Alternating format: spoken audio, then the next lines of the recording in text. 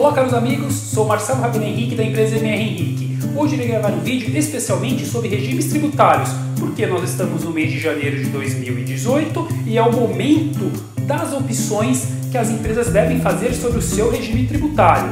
Eu irei falar um pouco sobre o Simples Nacional, o lucro presumido e o lucro real. O Simples Nacional, nós tivemos grandes alterações para o ano de 2018. Entre essas alterações, quais são essas alterações? Primeiro, nós tínhamos 6 anexos, agora nós temos o quê? Somente 5 anexos.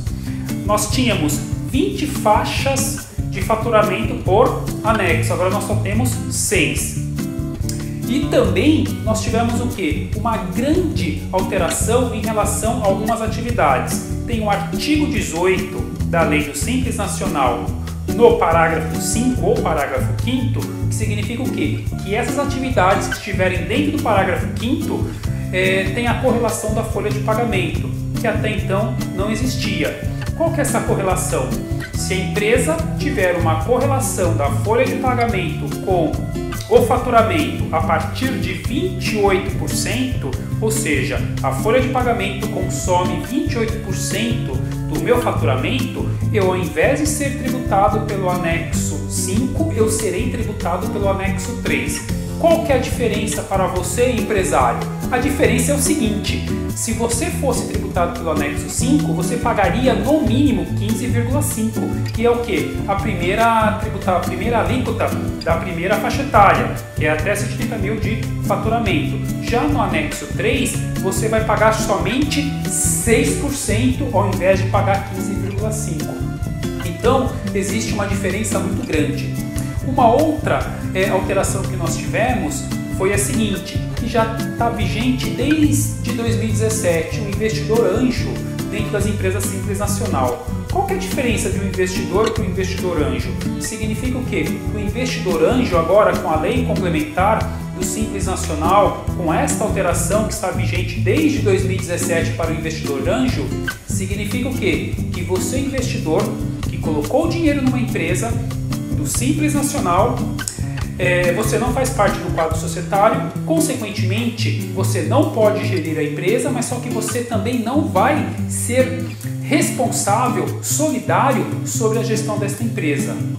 Significa o quê? Se você colocou dinheiro em uma Simples Nacional, numa startup, e o negócio vem a dar errado, consequentemente ter uma ingestão, uma decretação de uma falência dentro de uma empresa Simples Nacional, e pode ser Simples Nacional numa startup, significa o quê? Que você, investidor, não vai responder com seus bens pessoais nesta falência deste empreendimento.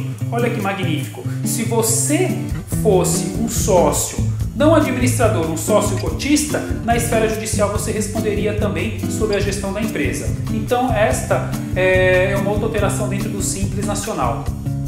Uma outra questão também que nós temos que mencionar neste vídeo, o faturamento. Até 31 de dezembro de 2017, o faturamento das empresas Simples Nacional iriam até 3 milhões e 600. Hoje, a partir de 1º de janeiro de 2017, pode ir até 4 milhões e 800. Ou seja, tivemos um aumento aí de 1 milhão e 200. E também, o que vai diferir? Antigamente, todos os tributos do Simples Nacional era recolhido numa única guia, no DAS.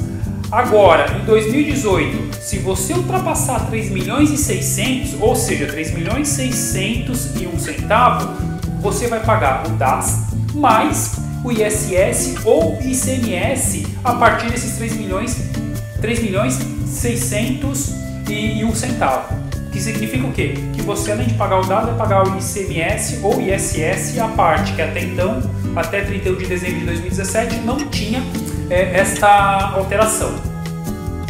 Lucro presumido. O que nós temos no lucro presumido? O lucro presumido vai respeitar a tabela deste regime tributário, que vai desde 1,6% para postos de gasolina até 32% para prestações de serviços regulamentadas. Quais são as prestações de serviços regulamentadas? Contabilidade, auditoria, advocacia, arquitetura, engenharia, entre outras.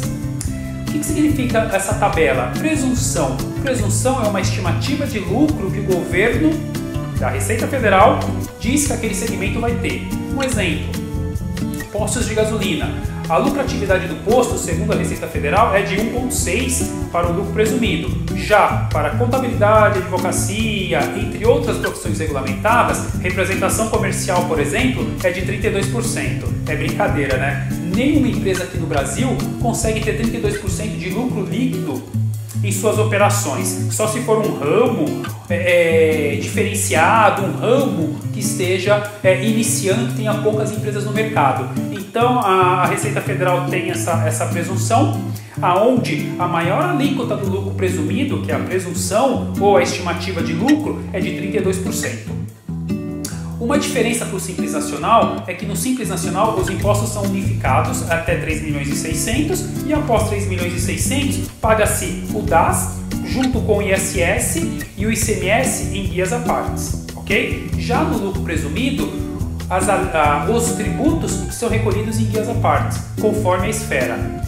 Prefeitura vai pagar o ISS na guia à parte, PIS numa outra guia, num DARF à parte, COFINS também à parte. Esses três tributos são mensais, ok? Já o IRPJ e a contribuição social são impostos trimestrais. Então, você empreendedor, dentro de um lucro presumido, precisa ter o quê? Uma gestão de fluxo de caixa, para saber o quê? O que você faturar, você precisa reservar o imposto de renda, o IRPJ e a contribuição social para pagar a cada 3 meses. Um exemplo. Primeiro trimestre inicia-se em janeiro, fevereiro e março e paga-se no último dia útil do mês de abril. Maio e junho recolhe-se em julho.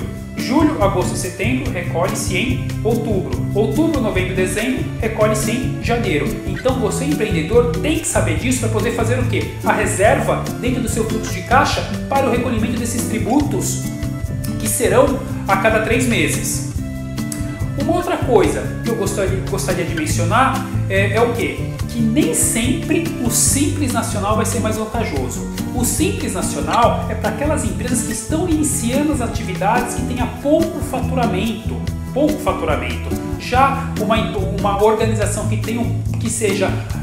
necessite de uma estrutura um pouco mais complexa, dificilmente ela vai ser Simples Nacional. Em virtude do quê? Em virtude da carga tributária.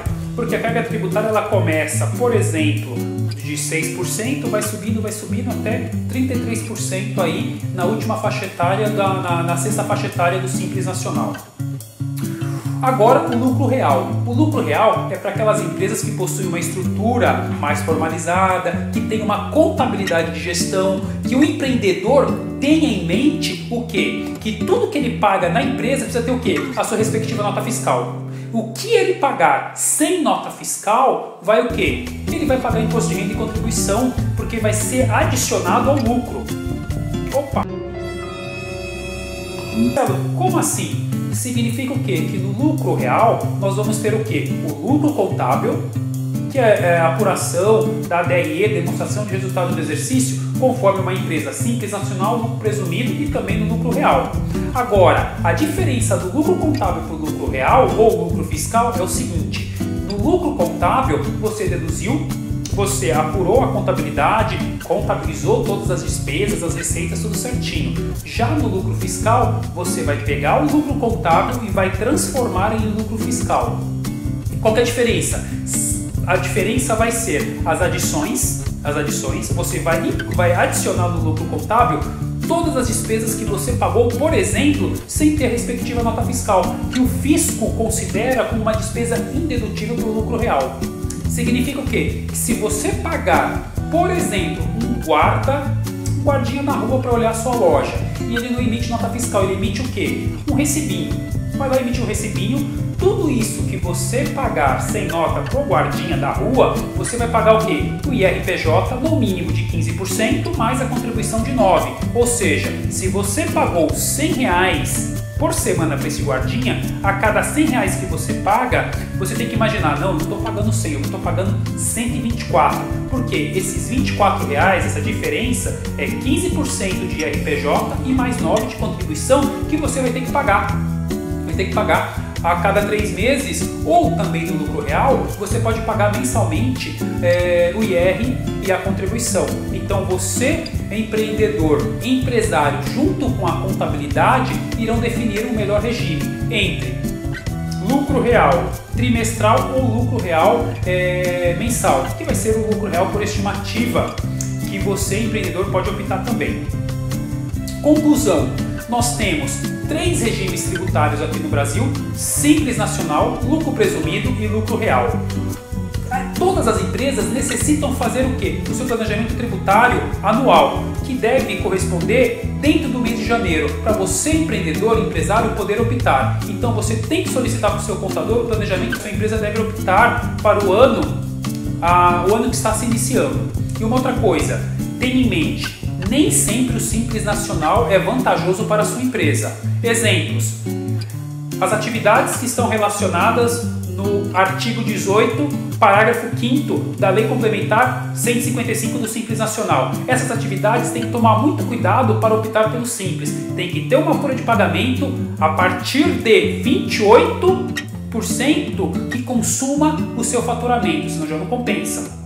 Quais são essas atividades? Cessão de direito de uso, representação comercial, entre outras. Tem um leque de atividades, então você precisa ver essas atividades com o seu contador. Já o lucro real, para eu poder optar pelo lucro real, eu tenho que ter uma contabilidade formalizada, uma contabilidade de gestão, para eu poder optar por esse regime. Tudo que entra na minha empresa, eu preciso o quê? Emitir nota. Tudo que entra na minha empresa, eu tenho que pedir notas fiscais. E, consequentemente, tudo que eu receber de clientes, ou seja, eu vendi, prestei serviço, entrou dinheiro na conta, recebi via cartão de crédito, tem que ter seu respectivo documento fiscal. Por quê? A contabilidade do lucro real, o lucro real vai ser apurado da seguinte forma: alguns tributos, tudo que entra menos o que sai, que vai ter o que? A diferença, lucro ou prejuízo. Lucro ou prejuízo. Então o fisco vai estar de olho na contabilidade aí das empresas lucro real. Não que ela também não esteja de olho nas empresas Simples Nacional e lucro presumido. Hoje nós temos, a partir do ano de 2018, até a declaração de movimentação de dinheiro em espécie. Ou seja, nós não tínhamos isso. Então, o cruzamento das informações pela Receita Federal hoje, ela está muito dimensionada. Ou seja, a Receita Federal sabe quanto o contribuinte, pessoa física ou jurídica, movimentou na conta, quanto que ela gasta de cartão, quanto que ela pagou no imóvel, quanto que ela pagou no carro. Então, tem todos esses cruzamentos. Então, você precisa o quê? Todo mês de janeiro, conversar com o seu contador para saber o regime tributário. Eu espero que vocês tenham gostado desse vídeo. Se gostou, não esqueça de dar um like. Até o próximo vídeo. Um grande abraço a todos.